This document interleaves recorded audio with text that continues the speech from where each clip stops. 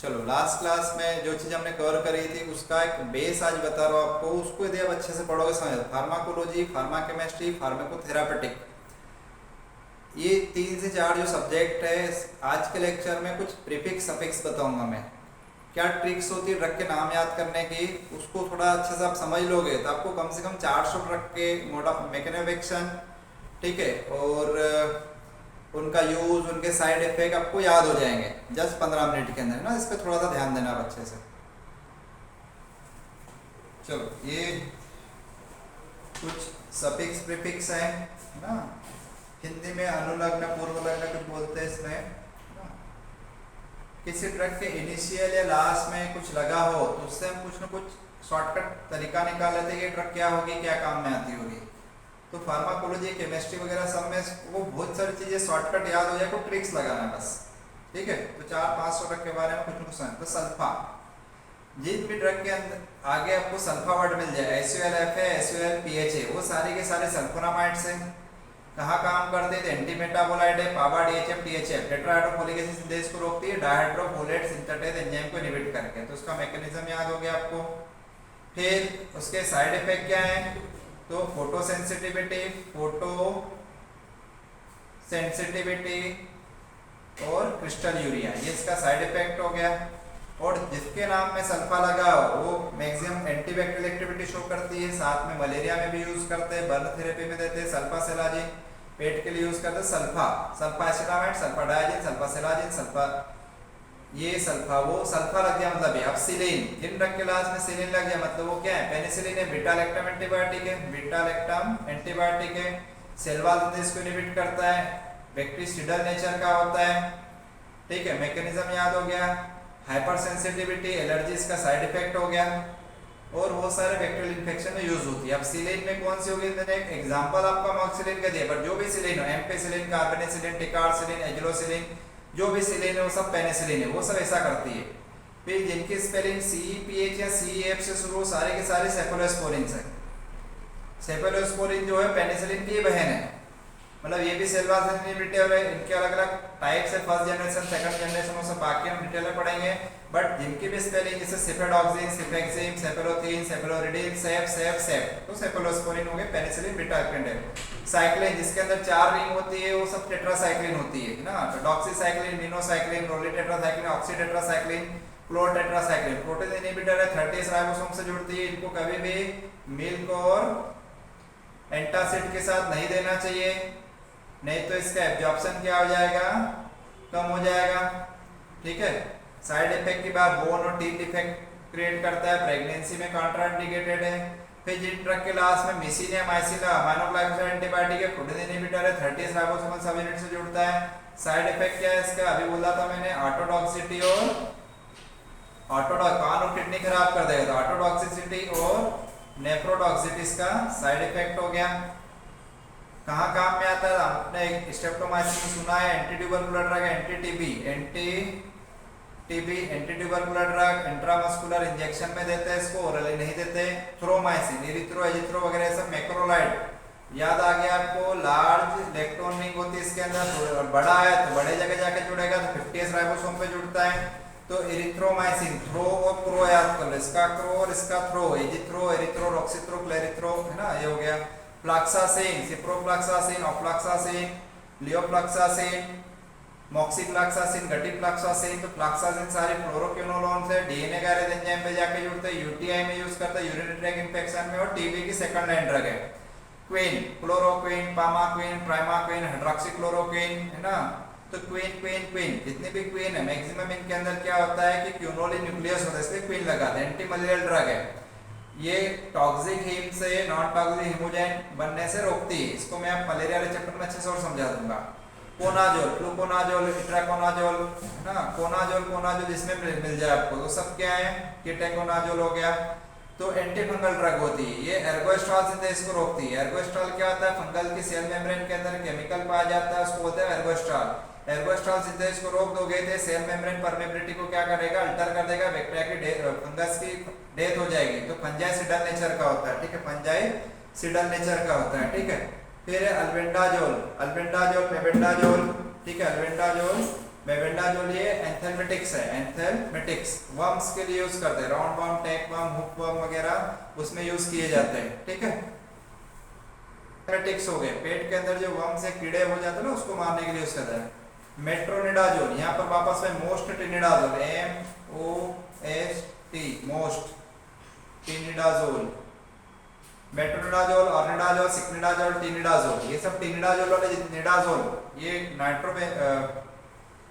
Imidazole derivative होते हैं, nitroimidazole derivative. Anti amoebic, Entamoeba histolytica का जो इन्फेक्शन हो जाता है, एमेबिसिस बोलते हैं आप, ठीक है, हाथों के अंदर जो इन्फेक्शन हो गया उसके लिए यूज किए जाते हैं खास करके, ठीक है। फिर वीर, टाडिन, उडीन, एसाइक्लोविर, जेंसाइक्लोविर, अमेंटाडिन, रिमेंटाडिन, रिडोडिन, ये सब एंटीवायरल ड्रग एचआईवी वगैरह में यूज करते हैं।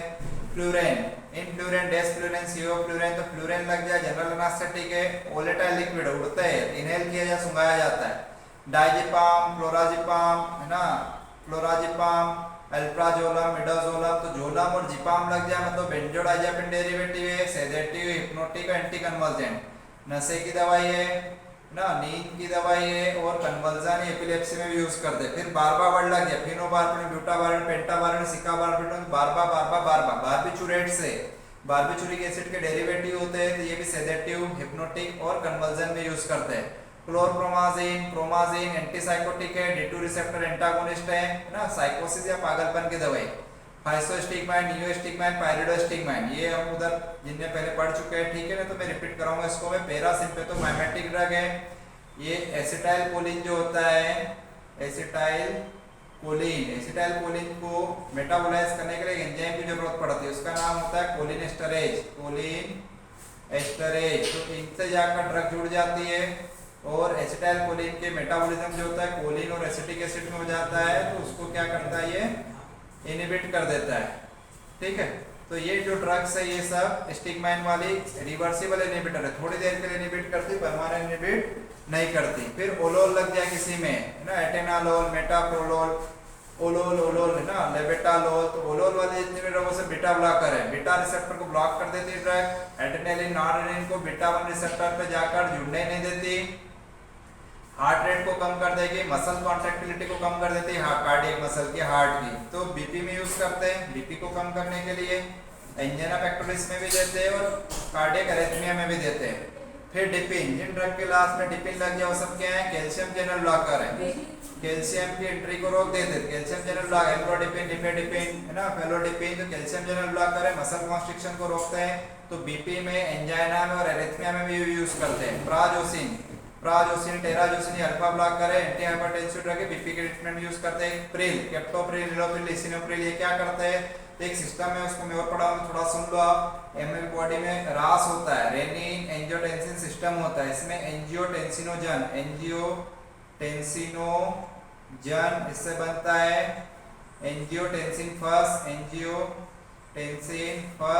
से बनता है एंजियोटेंसिन सेकंड। तो यहाँ पर एक एंजाइम लगता है, उसका नाम होता है AC, यहाँ पर है ना ACE, और यहाँ पर लगता है रेनिन। तो ACE ड्रग जाकर ACE एंजाइम को इनहिबिट कर दे, एंजियोटेंसिन कन्वर्टिंग है, जिससे एंजियोटेंसिन सेकंड नहीं बन पाएगा, सेकंड नहीं बनेगा तो वेसोकॉन्स्ट्रिक्शन नहीं करवा पाएगा, एल्डोस्टेरोन के रिलीज को नहीं बढ़ा पाएगा और बीपी कम हो जाएगा, ठीक है। तो डिटेल में उधर और पढ़ लेंगे इसको। फिर सार्टन, लोसार्टन, एल्बेसार्टन, टेल्मेसार्टन, तो सार्टन वाली जितनी भी ड्रग होती है वो सब एंजियोटेंसिन सेकंड के काम को रोकती है, एंटागोनाइज करती है, बीपी को कम करती है। फिर क्लोरथाइजाइड, हाइड्रोक्लोरथाइजाइड है ना, ये डायरेटिक है, यूरिन के आउटपुट को बढ़ाती है। कॉप्सिब, सेलोकॉप्सिब, रोपेकॉप्सिब, एल्डिकॉप्सिब, टोरिकॉप्सिब, जितने भी कॉप्सिब होती है कॉक्स इनहिबिटर है। इसमें भी एक चार्ट आएगा आपका। तो हमारे बॉडी के अंदर होता है फास्फोलिपिड से बनता है क्या, एरेचिडोनिक एसिड, ये नोट्स में आपको डिटेल में मिल जाएगा। एरेचिडोनिक एसिड से बनता है प्रोस्टाग्लैंडिन क्या करता है, इंफ्लेमेशन करवा रहा है यहाँ पर। तो यहाँ पर दो एंजाइम होते हैं, COX-1 और COX-2, ठीक है। तो एनसेड्स यहाँ पर काम करते हैं, non steroidal anti inflammatory drug. But दोनों एंजाइम को ब्लॉक करने से क्या होता है, पेट के अंदर इरिटेशन होने लग जाता है। तो कुछ जो ड्रग होती है वो केवल COX-2 को ही ब्लॉक करती है, 1 को ब्लॉक नहीं करती, उनको बोलते हैं हम सिलेक्टिव कॉक्स इनहिबिटर, ठीक है। फिर केन, लिग्नोकेन, प्रोकेन, बेंजोकेन, टेट्राकेन, ये सब लोकल एनास्थेटिक है, लॉस ऑफ सेंसेशन प्रोड्यूस करते हैं। फिर टिडिन, एटिडिन, सेमिटिडिन, फोमेटिडिन, ये सब H2 रिसेप्टर एंटागोनिस्ट हैं। एंटी अल्सर, एंटी हिस्टामिनिक भी बोलते हैं। एसिडिटी को कम करने के लिए, एसिडिटी कम करने के यूज करते हैं। प्राजोल, पेंटाप्रोजोल, रेपिप्राजोल, ओमेप्राजोल, ये सब प्रोटॉन पंप इनहिबिटर या पीपीआईज भी बोलते हैं इसको, पीपीआईज है ना, प्रोटॉन पंप इनहिबिटर, ये भी अल्सर में दिए जाते हैं, एसिड सिक्रेशन कम करते हैं।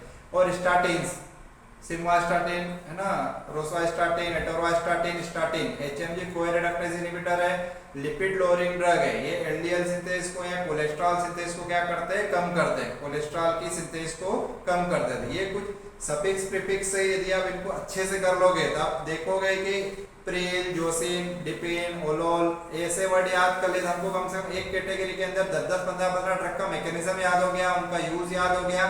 तो इनको अच्छे से देखो। और भी कुछ अगले लेक्चर में रहेगा, कुछ शॉर्टकट ट्रिक्स बताऊंगा, उन ट्रिक्स के थ्रू हमारा बर्डन कम कर सकते हैं। एक लंबा चौड़ा बुक से पढ़ना, उसको मेमोराइज करना बड़ा मुश्किल काम हो जाता है, ठीक है।